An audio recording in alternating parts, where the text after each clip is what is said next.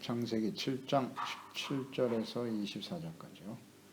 7장 17절 24절 읽습니다. 홍수가 땅에 40일 동안 계속된지라 물이 많아져 방주가 땅에서 떠올랐고 물이 더 많아져 땅에 넘침에 방주가 물 위에 떠다녔으며 물이 땅에 더욱 넘침에 천하의 높은 산이 다 잠겼더니 물이 불어서 15규빗이나 오르니 산들이 잠긴지라.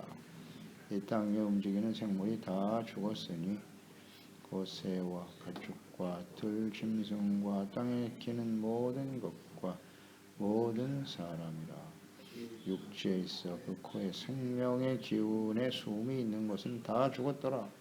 지면의 모든 생물을 쓸어버리시니 곧 사람과 가축과 기는 것과 공중의 새까지라. 이들은 땅에서 쓸어버림을 당하였으되 오직 노아와 그와 함께 방주에 있던 자들만 남았더라. 물이 150일을 땅에 넘쳤더라. 아멘. 홍수로 잠겨버린 세상. 방주를 만드는 일, 또 그 안에 들어가게 하시는 일들, 문을 닫기까지 하나님께서 친히 주도하셨다 말씀하셨습니다. 심판과 구원 다 하나님이 친히 주관하시고 말씀하신 대로 이루시는 것이다. 이것을 우리에게 분명히 가르쳐주고 계시고요. 은혜 받을 시기와 구원의 때가 정해져 있다는 것입니다. 문이 닫히면 더 이상 기회가 없다. 또 하나님이 닫으시면 그 누구도 열 수 없다는 거예요. 하나님의 구원과 인내와 긍휼의 시간이 끝나고 구원의 문이 닫힐 것이다. 그러니 이 기회를 놓치지 않도록 주어진 우리의 시간 동안 경건하고 거룩하고 의롭고 순종의 삶을 지켜가는 것 매우 중요하다.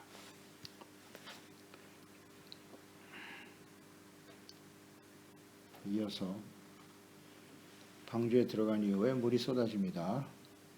17절 18절 홍수가 땅에 40일 동안 계속되었다 그랬어요. 윗물과 아랫물이 터져서 온 땅 위에 40일 동안 쏟았다.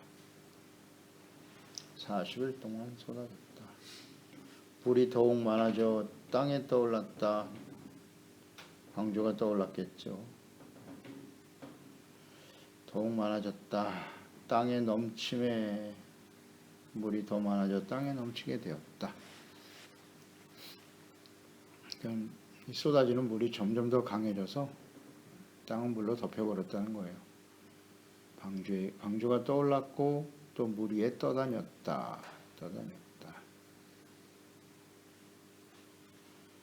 그러니까 하나님께서 온 세상이 물로 덮이도록 계속해서 비를 내리게 하신 것이죠. 방주만 떠 있는 거예요. 온 지구상에 물로 다 덮여버리고 방주만 떠 있는 거죠.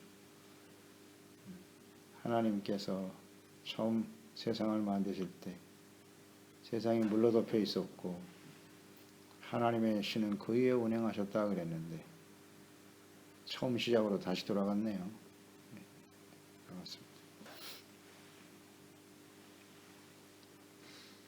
온 세상이 다 덮이도록 계속해서 비를 내리셨다는 거예요. 19절에 물이 땅에 더욱 넘침에 천하의 높은 산이 다 잠겼더라. 물이 더욱 넘쳐서 천하의 높은 산이 그랬어요. 하늘 아래 높은 산이 다 그랬어요. 그러니까 이런 걸, 이 말씀을 보면 홍수의 심판은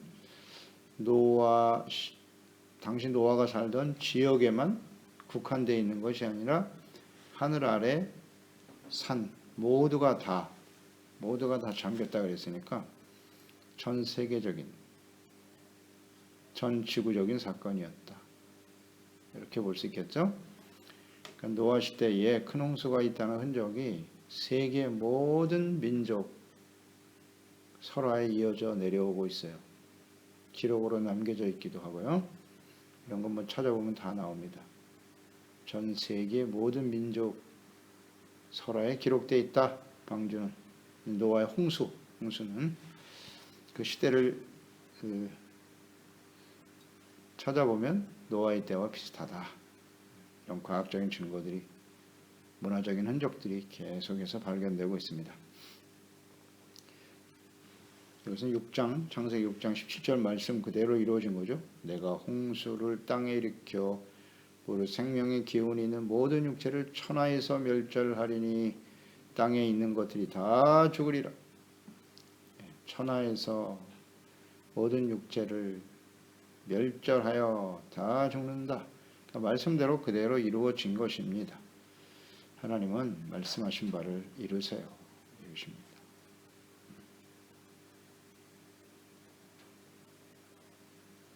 그래서 20절에 물이 불어서 15규빗이나 오르니 산들이 잠겼다. 물이 불어서 15규빗이나 오르니 산들이 잠긴지라. 그러니까 15규빗. 이 기준이 무엇일까 생각해 보면 높은 산 정상을 기준으로 해서 기준해서 15규빗이 더 차올랐다는 거예요. 물이 이렇게 보는 게 맞겠죠. 15규빗이면 6.75m거든요. 그러니까 천하의 가장 높은 산에서 6.75m가 더 잠기도록 비가 쏟았다는 거예요. 그러니까 뭐 전 세계가 다 물로 잠겨버린 것이죠. 그러면서 그 물이 빠져 내려가면서 모든 산이 다 잠긴 상태에서 물이 빠져나갔으니까 거기서 이제 골짜기가 생기는 거고, 거기서 이제 화석이 생기는 거고, 다 증거가 되는데요. 이게 이해가 안 되나? 수억 년에 걸쳐서 골짜기가 생겼고 그런 거 아니에요. 한 번에 그냥 물이 빠져나가면서 생기는 거라고. 전 세계에 다 나타나잖아요. 다 잠겨버렸으니까. 이처럼 높은 산에서 65km, 6.75m나 더 잠기도록 하나님이 계속 비가 내리고 물이 쏟아지게 하셨거든요. 이걸 통해서 우리가 깨닫게 되는 바는 하나님의 심판은 아주 철저하다.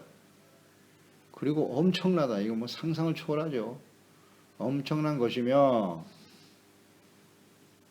하나님 말씀하신 대로 땅에 속한 모든 생물은 다 죽는 거니까 뭐 이렇게까지 하셔야 되나 싶을 정도로 말입니다. 그렇잖아요. 높은 산까지 저는 이 15규빗을 묵상하면서 그런 생각을 한 거예요. 해봐요. 높은 산이 잠길 정도만 해도 엄청난데 얼마나 무섭겠어요. 하나님의 그 심판의 철저하심을 생각하게 하는 거지. 사람들이 막 물이 차오르니까 살기 위해서 산꼭대기로 올라갔을 거 아닙니까? 올라갔을 거예요. 살아보겠다고. 산꼭대기로 올라가면서 점점 물이 차오르잖아요. 근데 하나님은 그걸 인정 안 하시네. 그 높은 산에서 더 6.75m가 더 쌓이게 만들어 버렸으니까 갈 데가 없는 거예요. 이 세상에는 피할 길이 없다. 이걸 보여주시는 거 아니에요? 그 당시를 한번 상상해 보세요. 그 살기 위해서 그냥 산꼭대기로 올라가서 근데 물이 휘몰아치는 거예요. 휘몰아치는. 이 지구상에서는 구원받을 길이 없다는 거예요. 이걸 아주 분명히 보여주시는 거예요. 아주 철저하세요. 그러면 장차 예수 그리스도의 재림과 함께 다가올 심판, 이것은 또 얼마나 두렵고 무서울 것인가. 아주 철저하죠. 하나님께의 심판. 그래서 마태복음 24장 21절에 이는 그때 큰 환란이 있겠음이라. 창세로부터 지금까지 이런 환란이 없었고 후에도 없으리라. 그러니 요한계시록에 나타난 하나님의 심판 얼마나 무섭습니까? 얼마나 무섭습니까? 이와 비슷한 상황이 벌어지겠죠. 뭐 피할래야 피할 수 없는 상황이 벌어질 거예요. 하늘에서 별이 떨어지고 문석 하나만 떨어져 보세요. 이 세상이 어떻게 되겠습니까? 섬이 다 날아간다고 그랬잖아요. 그 엄청난 쓰나미가 밀려와서 그거 어떻게 피해요? 피할 수가 없습니다. 어마어마한 일이 벌어지겠죠. 하나님은 철저하세요. 철저하십니다. 그러니까 노아 시대에는 방주에 들어간 사람 말고는 살아남을 길은 없다. 이걸 보여주시는 거예요. 그러니까 오늘날도 예수 그리스도 외에는 절대 구원받을 수 있는 길이 없는 거예요. 없는 겁니다. 그래서 21절, 22절에 땅 위에 움직이는 생물 다 죽었고 새와 가축, 들짐승, 땅에 기는 모든 것과 모든 사람, 육지에 있어 그 코에 생명의 기운에 숨이 있는 것은 다 죽었다. 예, 철저하시네요. 홍수로 당시 노아의 가족 외에는 지구상에 살아남은 사람은 아무도 없다. 아무도 없다. 그러니까 노아가 새로운 조상인 거예요. 아브라함, 아담 이후에 노아, 그 다음에 이제 아브라함을 이어지는 것이지만 노아 시대에 새로운 하나님께서 인류를 시작했다. 이렇게 보는 게 맞아요. 다 죽었다. 오직 노아와 함께 방주에 있던 자들만 남았더라. 방주에 들어가야만 사는 거예요. 그렇게 오랜 시간 동안 기회를 주셨는데 사람들은 들어가지 않아요. 들어가지 않습니다. 그러니까 심판 중에 구원받은 사람들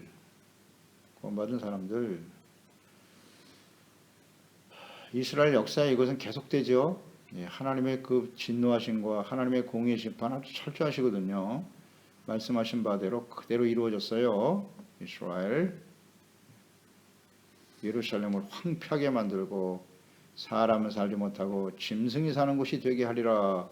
그대로 되지 않습니까? 그대로 됐어요. 그러니까 이렇게 하나님 말씀대로 이루어지는 것이 있는데 그들 중에도 구원받을 사람은 있다. 항상 남은 자를 생각하셨는데요. 남은 자. 그러니까 이스라엘 역사 이거 쭉 연결해서 한번 묵상을 해보죠. 아브라함 이후에 하나님께서 주신 노아의 언약, 아브라함과의 언약인데요. 그 언약의 백성 이스라엘이 멸망을 향해 달려가는 심판으로 끝났지 않습니까? 그 원인은 죄악 때문이고요. 모든 생각이 약했다. 모든 계획이 약했다 그랬어요. 항상 북이스라엘 보세요. 한 사람도 하나님을 기억하는 왕이 없어. 철저하죠.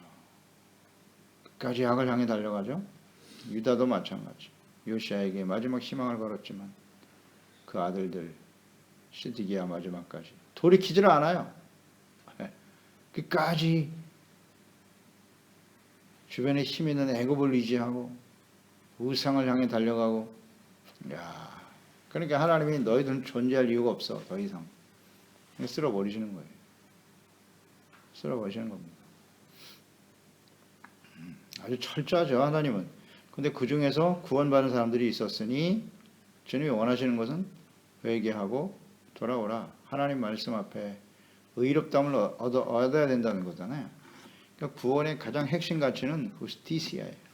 어떻게 의를 얻게 되느냐. 이게 관건이죠. 관건이에요. 그래서 율법을 지켜 의에 이를 수 없음을 아시고 하나님의 아들 예수 그리스도를 보내신 거 아닙니까? 십자가에서 죄 문제를 해결하시고 대속하시고.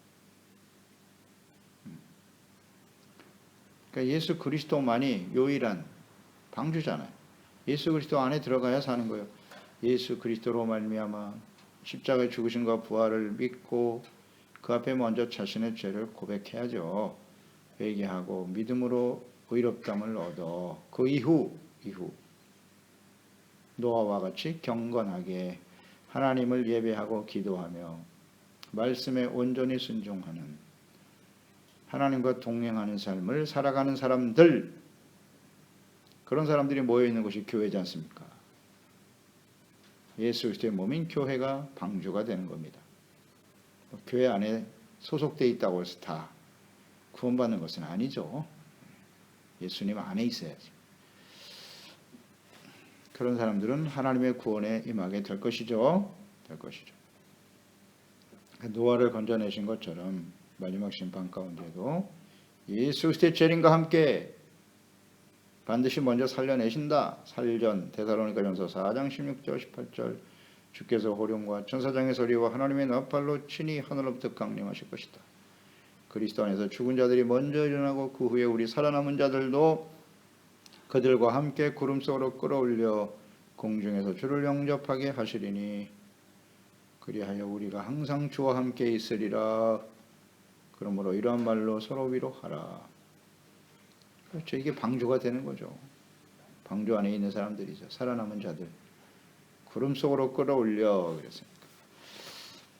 이것이 이제 주께서 심판 때 행하시는 구원의 역사인데요. 방주 안에 있는 자만 살았다. 예수 그리스도 안에서 진리의 말씀 안에 성령 안에서 살아감으로써 성령의 열매를 맺어야죠. 이 어둠에 속하지 아니하고 빛의 열매를 맺으며 살아가는 사람들, 주님의 말씀을 듣고 지켜 행하는 자라야 들어가리라. 내 아버지의 뜻대로 행하는 자들. 그러니 경건의 삶이 중요하잖아요.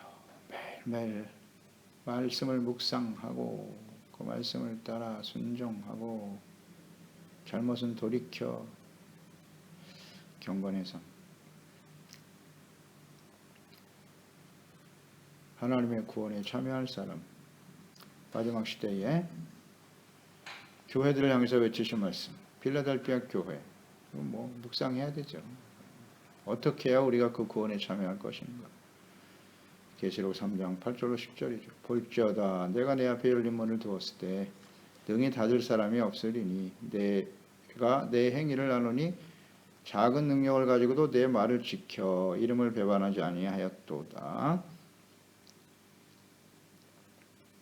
내가 나의 인내의 말씀을 지켰은즉 내가 또한 너를 지켜 시험의 때를 면하게 할 것이다. 장차 온 세상에 임할 심판이죠. 하나님의 환난 가운데에서 그들은 구원을 받게 될 것이다. 필라델피아 교회. 인내의 말씀을 지켰다. 주님의 이름을 배반하지 않았다. 이게 중요하겠죠. 하나님의 말씀을 끝까지 붙들고 승리하며 달려가는 사람들이 되어야 한다는 거예요. 이 하나님의 홍수심판에 나타난 공의가 얼마나 두려운 것인가. 철저하게 하나님 말씀대로 이루어지게 하신다. 그러니까 하나님의 심판이 시작되는 그때는 그 이전까지는 자비와 긍휼이 있어요. 그런데 하나님의 심판이 시작될 때는 긍휼이 사라져 버리는 거예요. 긍휼이 보세요. 철저하시잖아요. 이걸 잘 생각해야 돼요. 우리는 심판 때 무슨 긍휼이 있지 않을까? 그렇지 않아요. 그 이전까지. 그러니까 우리가 이 땅에 그리스도인으로 살고 인생을 마감하게 될 텐데 우리가 생명이 붙어 있는 동안 자비와 긍휼이 임하지만 죽음 이후에는 오직 심판이 있을 뿐이에요. 사람이 죽는 것은 정한 이치로되 죽은 후에는 심판이 있으리라.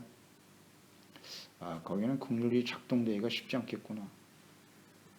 그러니까 우리가 살아있는 동안에 철저하게 하나님의 자비와 긍휼을 구하고 경건하게 살아가는 것이 매우 중요하겠구나 하는 생각을 하게 돼요. 그렇게 산다고 하지만 온전하지 못하죠. 그래도 우리가 하나님 앞에 서게 될 때 자비와 긍휼, 예수 그리스도로 말미암아 자비와 긍휼이 우리에게 주어질 때 하나님 앞에 서게 되겠지요. 이런 걸 생각하게 됩니다. 기도하겠습니다. 하나님 아버지, 오늘도 주의 말씀을 묵상하면서 하나님이 말씀하신 바대로 노아에게 말씀하신 대로 비가 쏟아지네요. 천하의 높은 산이 다 잠겼습니다. 그 위에 6.75m가 더 높게 잠기도록 아주 철저하시네요. 방주 안에 있는 사람들만이 살아남았고 전 지구적으로 전 세계적으로 모든 사람들이 다 죽었다. 코에 숨이 있는 생명체는 다 죽었다는 겁니다. 하나님은 말씀하신 대로 하시는구나. 그리고 노아에 대한 기대와 소망도 갖고 계시죠. 새로운 기대를 가지고 의롭고 거룩한 하나님의 말씀에 귀를 기울이고 하나님과 함께 동행하며 살아가는 에녹과 같은 사람들, 노아와 같은 사람들이 이 땅에 가득하기를 주님은 원하시는 것이지요. 하나님의 다스림을 받아 하나님의 말씀에 순종하는 의롭고 거룩한 하나님의 백성들, 하나님의 자녀들이 이 땅에 가득하기를 소망하노라. 이것이 심판과 노아 시대의 심판과 구원에 나타난 하나님의 뜻이겠지요. 그러나 우리는 역사를 통해서 잘 압니다. 사람들은 끊임없이 악하고 부패해 갈 수밖에 없는 것이고, 그래서 정말 슬프게도 성경의 마지막이 심판이라는 거죠. 인류의 역사는 또 그렇게 마감이 되고, 비로소 하나님께서는 새하늘과 새 땅을 만드시며 나는 너희의 하나님이 되고 너희는 나의 아들들이 되리라. 창세기 에덴 동산의 모습으로 회복시키기 위해서 얼마나 인류의 역사 속에 하나님께서 기다리시고 사랑과 자비와 긍휼을 베풀고 계시는고, 주여 우리가 앞으로 얼마나 더 살지 모르겠지만 주어지는 우리 인생 속에 하나님과 동행하는 겸손하고 정직하고 경건한 하나님의 자녀들 될 수 있도록 마지막 순간까지 의를 지켜가는 복 있는 사람들이 되도록 도와주소서. 예수님의 이름으로 기도드리옵나이다. 아멘.